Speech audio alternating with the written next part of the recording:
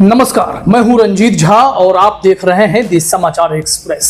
Supreme court के नामी justice Dipankar Datta ने सीजेआई गवई के सामने ही तहलका मचा दिया है।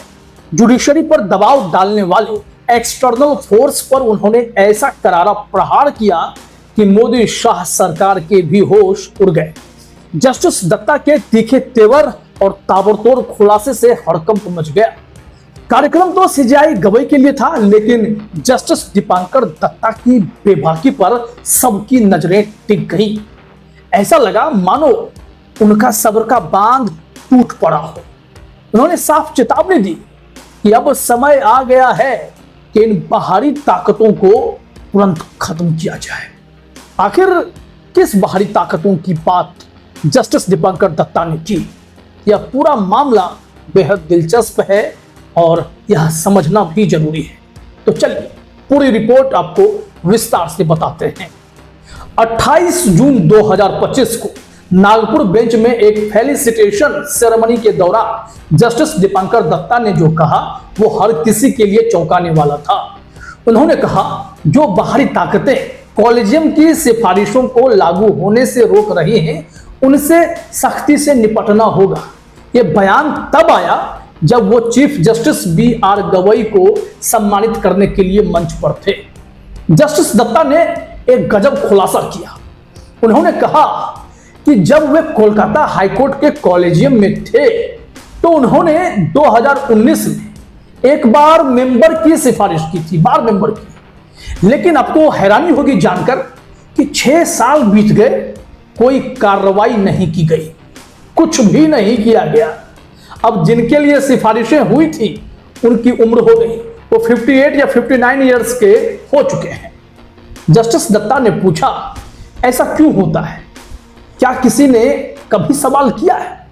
इसलिए मैंने कहा, बाहरी ताकतों जो कॉलेजियम की सिफारिशों पर भी कुंडली मारकर बैठ जाते हैं, उन्हें अमली जामा पहनाने से रोकने की पूरी ताकत लगाते हैं, उनसे सख्ती से निपटा जाना चाहिए, ताकि यह सुनिश्चित हो सके कि योग्यता और केवल योग्यता पर विचार किया जाए, ना कि किसी की बाहरी विचारों पर। अब समझिए कि यह तार कहां से कहां जुड़े होंगे। कौन है ये लोग जो जजों को नियुक्त होने से रोकने में अपनी ऊर्जा खपाते हैं? उनका कहना था कि जजों की नियुक्ति में योग्यता को नजरअंदाज कर बाहरी दबाव ही काम कर रहा है, जो न्यायिक स्वतंत्रता के लिए भारी खतरा बन चुका है। जस्टिस दत्ता ने यह भी कहा कि अब समय आ गया है कि लोग अपने मन में जो गलत धारणा बनाए बैठे हैं कि जज ही जज को नियुक्त कर रहे हैं, वो इससे बाहर निकलें। उन्होंने कई ऐसे केसेस बताए जिसमें सीनियर जजों को स्टेट द्वारा नजरअंदाज किया गया। उनका कहना हुआ, कॉलेजियम सिस्टम के आलोचक बहुत मुखर रहे हैं, कॉलेजियम सिस्टम क्यों होना चाहिए और क्यों नहीं होना चाहिए। लेकिन सवाल यह है, ये बाहरी ताकतें कौन हैं जो कॉलेजियम सिस्टम को भी इस तरीके से कंट्रोल करने की कोशिश कर रहे हैं? कई विशेषज्ञों का मानना है कि ये सरकार, खुफिया एजेंसियां जैसे CBI और IB, या फिर राजनीतिक दबाव हो सकता है। 2023 में नेशनल लॉ यूनिवर्सिटी की एक स्टडी के मुताबिक कॉलेजियम की 48% सिफारिशों में देरी हुई है और इसके पीछे कभी कोई कारण नहीं बताए गए। बस एक इंटरनल रिपोर्ट है, IB की रिपोर्ट है, कहकर बातें टाली गई हैं। जस्टिस दत्ता का यह बयान उसी सिस्टम की कमजोरियों को उजागर करता है जो कभी स्वतंत्रता का प्रतीक माना जाता था। क्या यह सच है कि जजों की नियुक्ति में पारदर्शिता की कमी है?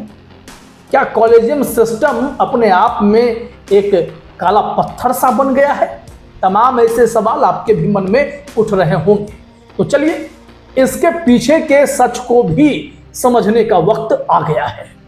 आपको मालूम होगा कि कॉलेजियम सिस्टम 1993 में शुरू हुआ था, जब सुप्रीम कोर्ट ने अपने एक फैसले में कहा कि जजों की नियुक्ति में चीफ जस्टिस और सीनियर जजों की राय सबसे ऊपर होगी, ना कि सरकार की। ऐसा इसलिए किया गया था कि जजों को बाहरी प्रभाव से बचाया जा सके।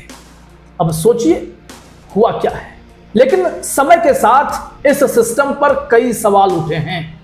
उदाहरण के लिए 1993 में ही जस्टिस BS मैलिमथ की नियुक्ति पर खुफिया रिपोर्ट के आधार पर रोक लगी थी। आज भी कई मामलों में ऐसा होता है जहां सरकार बिना स्पष्ट कारण बताए सिफारिशों को लटका देती है। हाल ही में तत्कालीन CJI चंद्रचूड़ को कॉलेजियम से पास किए गए जजों के नामों को बदलना पड़ा था, क्योंकि मोदी सरकार ने खुफिया रिपोर्ट का हवाला देकर दबाव बनाया था। मतलब कॉलेजियम ने जो तय किया, सरकार उस पर कुंडली मारकर बैठ गई और सरकार को सरकार ने रुकने के लिए कहा, या फिर सरकार के बाहर भी कोई ताकत है जो रोकने का काम कर रही है, इसका खुलासा बाकी है। जस्टिस दत्ता का बयान इशारा करता है यह दखल अंदाजी न्यायपालिका की स्वतंत्रता को खतरे में डाल रही है। उन्होंने आगे कहा, मैं जरा 80s की चर्चा आपके सामने कर लेता हूं। फिर बॉम्बे हाईकोर्ट के 3 मुख्य न्यायाधीशों की चर्चा उन्होंने की।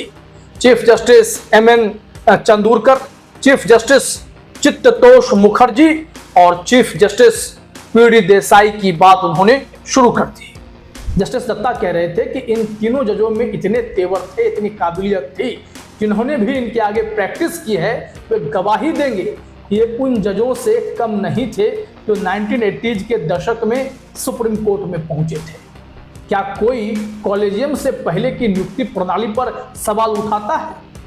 हम केवल 1974 में 3 जजों के नजरअंदाज किए जाने की बात करते हैं, जो केशवानंद भारती मामले से ठीक पहले हुआ। और फिर जस्टिस खन्ना, आपको याद होगा कि उनके कठोर फैसले के कारण उन्हें कैसे दरकिनार करने की कोशिश हुई थी, इसकी भी चर्चा हो गई। लेकिन कोई यह सवाल क्यों नहीं उठाता कि जस्टिस चंदूरकर, चीफ जस्टिस मुखर्जी और chief justice Desai supreme court क्यों नहीं पहुंचे?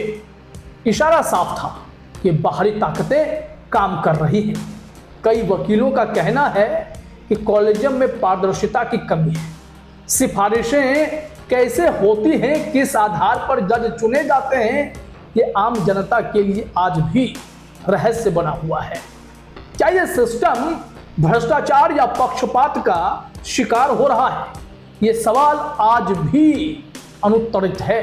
फिर जस्टिस दत्ता का बयान इन्हें और गहरा कर गया है कि भाई जवाब तो अब मिलने का वक्त आ गया है।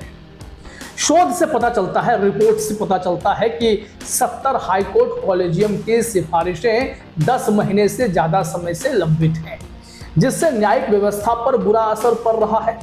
सुप्रीम कोर्ट को हस्तक्षेप बार बार करना पड़ता है। 2022 तक भारत में सिर्फ 14.4 जज प्रति मिलियन आबादी पर थे, जबकि यूरोप में 210 और अमेरिका में 150 है, जो जजों की कमी को दर्शाता है। कॉलेजियम प्रणाली जो जजों की नियुक्ति के लिए सिफारिश करती है, अक्सर बाहरी दबावों का सामना करती है। जस्टिस सूर्यकांत, जो आगे चलकर गवई साहब के बाद देश के चीफ जस्टिस बनेंगे, लंबा कार्यकाल होगा, और उनके साथ वर्तमान CJI जो BR गवई साहब, दोनों ने कहा कि यह प्रणाली कार्यपालिका के हस्तक्षेप को सीमित करती है, लेकिन फिर भी देरी कर दी जाती है। उन्होंने उदाहरण के लिए झारखंड हाईकोर्ट में मुख्य न्यायाधीश की नियुक्ति में देरी के लिए केंद्र सरकार को जिम्मेदार ठहराया। आपको बता दें कि झारखंड में तो ऐसी स्थिति हो गई कि हेमंत सरकार को कंटेम्प्ट का केस डालना पड़ गया मोदी सरकार के खिलाफ। कोर्ट में अवमानना याचिका दायर की गई थी, क्योंकि जस्टिस MS रामचंद्र राव की नियुक्ति 11 जुलाई 2024 की सिफारिश के बाद भी नहीं हुई। इससे पहले जस्टिस सारंगी की नियुक्ति में 6 महीने की देरी हुई और वे सिर्फ 16 दिन मुख्य न्यायाधीश रहे। करीब करीब साल भर वहां पर पद खाली रहा। कॉलेजियम सिस्टम पर भ्रष्टाचार और पारदर्शिता की कमी के आरोप भी लगते रहे हैं, लेकिन जस्टिस दत्ता का कहना है कि असली समस्या बाहरी दखल है। क्या यह सच है कि सरकार अपने पसंद के जजों को थोपना चाहती है?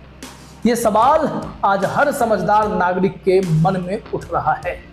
CJI गवई ने कॉलेजियम सिस्टम का भी बचाव किया, यह कहते हुए कि 1993 से पहले सरकार का दबदबा था, लेकिन अब जजों की नियुक्ति में स्वतंत्रता है। और वहीं जस्टिस सूर्यकांत ने हाल ही में एक बयान में कहा कि कॉलेजियम प्रणाली अपनी कमियों के बावजूद कार्यपालिका और विधायिका के हस्तक्षेप को सीमित करती है और न्यायाधीशों को बाहरी ताकतों से बचाती है, बाहरी दबावों से बचाती है। वहीं सीजेआई बी.आर. गवई ने भी इस बात पर जोर दिया कि किसी भी सुधार से न्यायिक स्वतंत्रता की कीमत नहीं वसूली जानी चाहिए। मतलब आप कोई भी सुधार करें जजों की नियुक्ति को लेकर, लेकिन जजों की स्वतंत्रता को कॉम्प्रोमाइज नहीं किया जाएगा, वो कीमत जुडिशरी नहीं चुकाएगी और जजों को बाहरी नियंत्रण से मुक्त रहना ही चाहिए। लेकिन क्या ये कदम काफी है?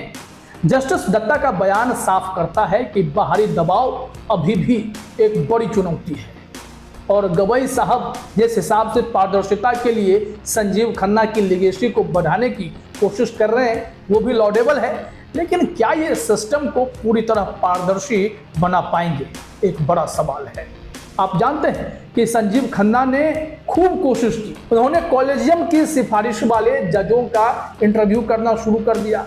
उन्होंने जजों से कहा कि आप अपने संपत्ति का ब्यौरा दीजिए। उन्होंने यहाँ तक किया कि भाई जो भी जज चुनकर आएंगे अब उसमें भाई भतीजावाद नहीं चलेगा। लेकिन समझिए, जस्टिस दीपांकर दत्ता का बयान एक चेतावनी है कि अगर बाहरी दबाव नहीं रोके गए तो न्यायपालिका की स्वतंत्रता खतरे में पड़ सकती है। आप क्या सोचते हैं? क्या कॉलेजियम सिस्टम को खत्म कर देना चाहिए या इसे मजबूत करना चाहिए? अपने विचार हमें कमेंट में जरूर बताएं। इस वीडियो को लाइक करें, सब्सक्राइब करें और बेल आइकन दबाएं ताकि आपको हर नई खबर तुरंत सबसे पहले मिलती रहे। अगले वीडियो में फिर मिलेंगे, तब तक के लिए बहुत बहुत धन्यवाद, शुक्रिया।